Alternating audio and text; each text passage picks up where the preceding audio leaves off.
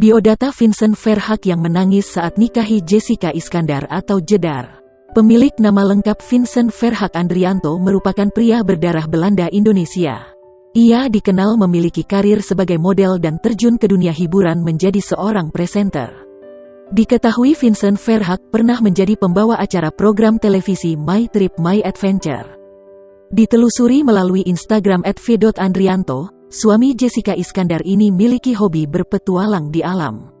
Hal ini nampak dalam beberapa unggahan yang menunjukkan dirinya bermain jet ski hingga santai di pantai.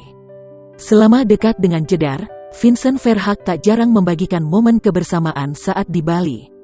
Lantaran sang artis dan putra sematawayangnya, El Barak menetap di Bali sejak 2020 lalu.